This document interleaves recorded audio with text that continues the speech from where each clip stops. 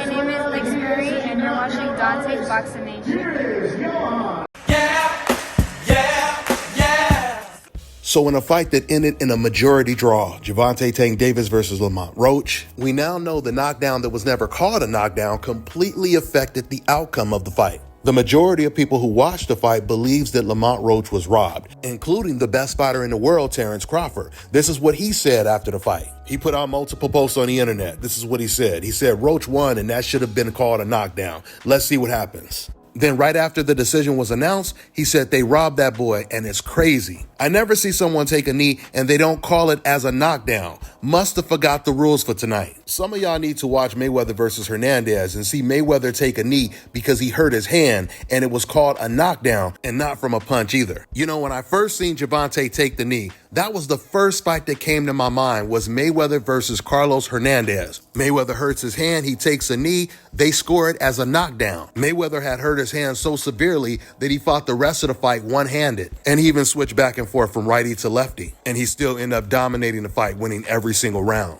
Guys, this is the reason why boxing is supposed to have a national commission and the sport needs to be officially regulated.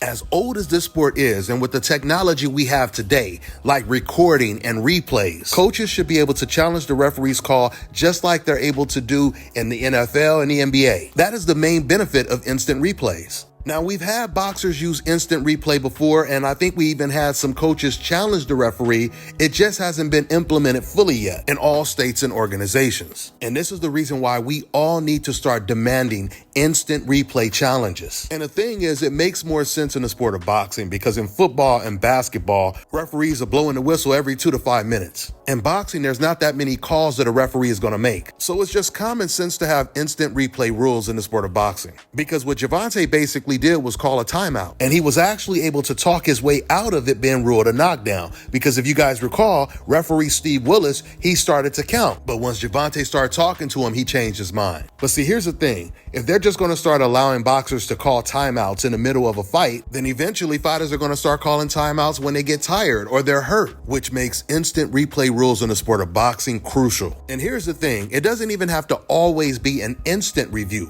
It could also be reviewed after the fight. I mean, there are many options. The way they were talking about doing it before is having another referee sitting down, and the referee who's calling the fight, he can actually consult with him and they can decide how to call the play.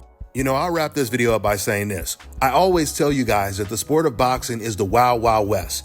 And it's not just the wild, wild west because of the corruption that exists in the sport, but also because this sport has been trailing behind other sports for so long. If boxing took advantage of the same technology that all these other sports use, then Lamont Roach would have officially pulled off one of the biggest upsets in the sport of boxing. With that being said, I'm gonna wrap this video up. That's all I got for now, guys. I'm on to the next one.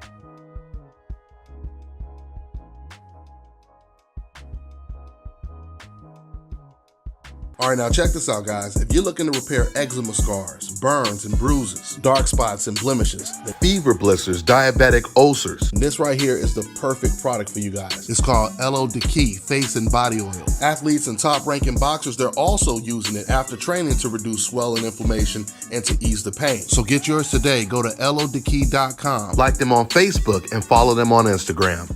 Let me tell you guys about Issa Israel Law Firm. It is a full-service legal practice based in Denver, Colorado, an emerging hub for combat sports and high-altitude training. If you're a fighter inside or outside of the ring and you need a law firm you can trust to fight for you, visit thefighterfirm.com or email help@iilawfirm.com. Legal representation is usually limited to plaintiffs or defendants in Colorado, but iFirm can help anyone in the world with trademarking their business name, logos, and U.S. immigration issues. This brother has been my attorney for a while and helped guide me through all kinds of business and civil issues, so make sure you guys go to thefighterfirm.com.